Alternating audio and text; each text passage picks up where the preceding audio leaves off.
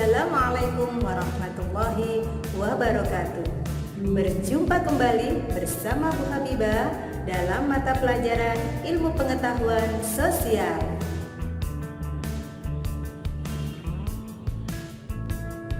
Bagaimana kabar kalian? Semoga tetap semangat ya. Pada pertemuan kali ini, Bu Habibah akan membahas tentang mengenal negara-negara ASEAN. Tetapi sebelumnya, marilah kita berdoa terlebih dahulu. Mudah-mudahan ilmu yang kalian dapatkan pada hari ini menjadi ilmu yang bermanfaat. Amin. Berdoa mulai. A'udzubillahi minasyaitonirrajim. Bismillahirrahmanirrahim.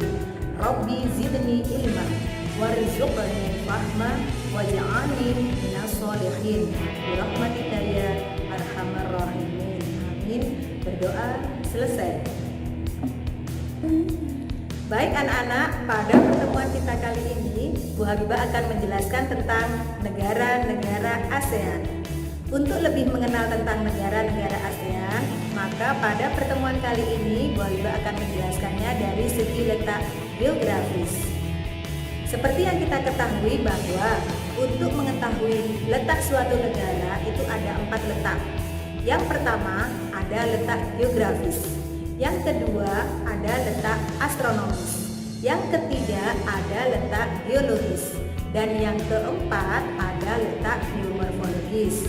Tetapi pada pertemuan kita kali ini Bu Habibah akan menjelaskannya dari segi letak geografis. Bagaimana letak geografis negara-negara ASEAN? Untuk lebih jelasnya, mari kita ikuti penjelasan berikut ini. Ingat, belajar IPS bersama Bu Habibah membuat IPS menjadi lebih menyenangkan dan tidak membosankan. Anak-anak, Anak-anak, sebelum kita mengidentifikasi letak geografis negara-negara ASEAN beserta batas-batas wilayahnya, terlebih dahulu marilah kita pelajari tentang pengertian apa itu letak geografis.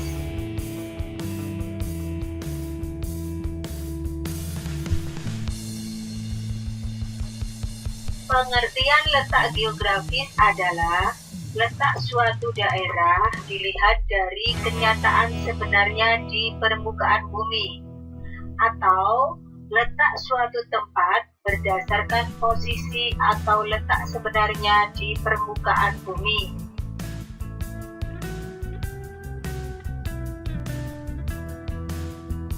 Untuk memperjelas pengertian letak geografis, marilah kita perhatikan contoh berikut ini. Kita ambil saja negara Indonesia sebagai salah satu negara ASEAN. Dilihat dari letak geografisnya, Indonesia berada di antara benua Australia dan Asia, serta di antara Samudra Hindia dan Samudra Pasifik. Coba kalian perhatikan peta berikut ini.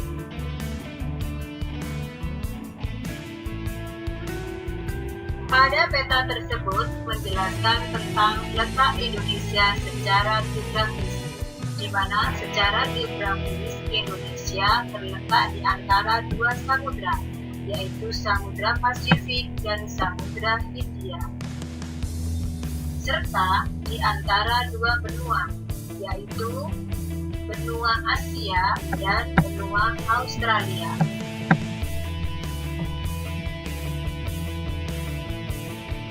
Dari contoh peta tersebut, kita diharapkan dapat memahami tentang pengertian letak geografis, di mana pengertian letak geografis itu sendiri adalah letak suatu wilayah atau suatu tempat berdasarkan kenyataan yang sebenarnya di permukaan bumi. Di situ disebutkan bahwa secara geografis Indonesia diapit oleh dua benua dan dua samudra. Setelah memahami pengertian letak geografis, maka selanjutnya kita akan mengidentifikasi letak geografis negara ASEAN.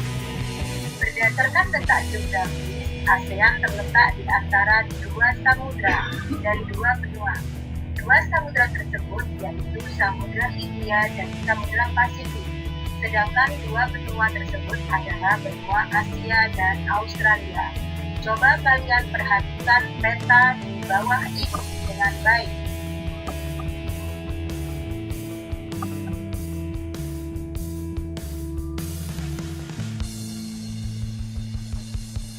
Anak-anak, setelah kalian melihat peta letak geografis ASEAN, maka dapat kita ketahui bahwa sebagian negara-negara ASEAN berupa kepulauan. Oleh karena itu, luas laut ASEAN sekitar 3 kali lipat dari luas daratannya. Secara geografis, Asia Tenggara terbagi menjadi dua bagian, yaitu daratan dan kepulauan, atau Asia Tenggara daratan dan Asia Tenggara maritim.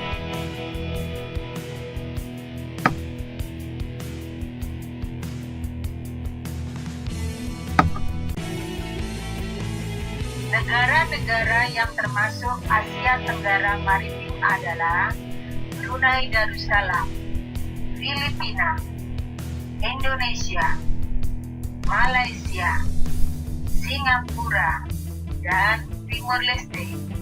Sedangkan negara-negara yang termasuk ke dalam Asia Tenggara daratan adalah Kamboja, Laos, Myanmar, Thailand, dan Vietnam.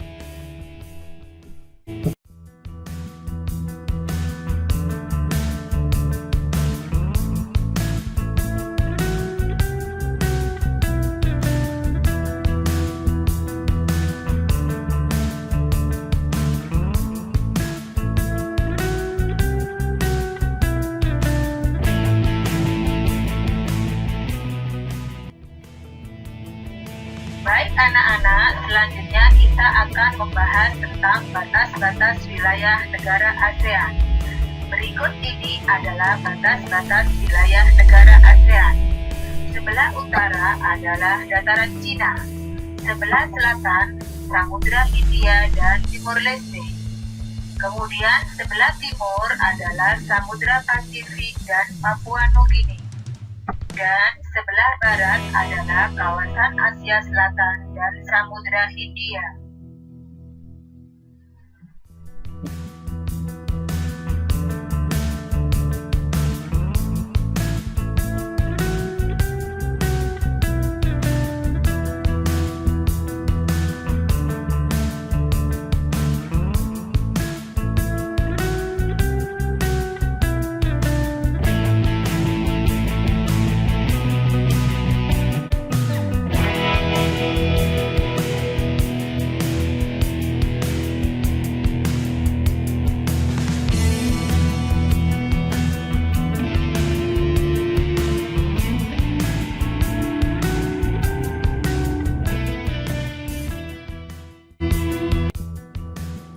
Bagaimana anak-anak?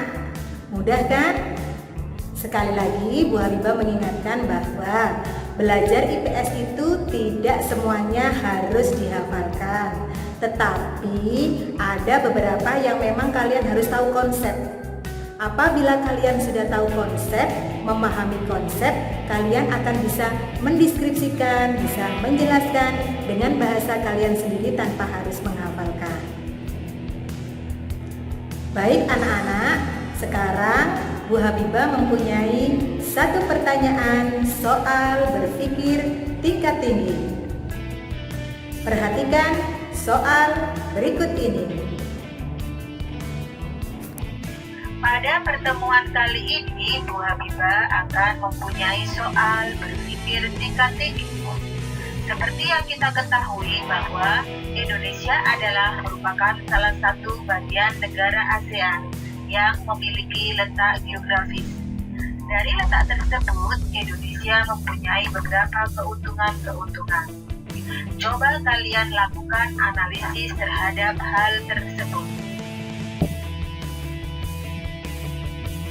Untuk menjawab soal tersebut, marilah kita amati kembali peta Indonesia, di mana secara geografis Indonesia terletak di antara dua benua dan dua samudra, sehingga memungkinkan menjadi persimpangan lalu lintas dunia, baik lalu lintas udara maupun lalu lintas laut.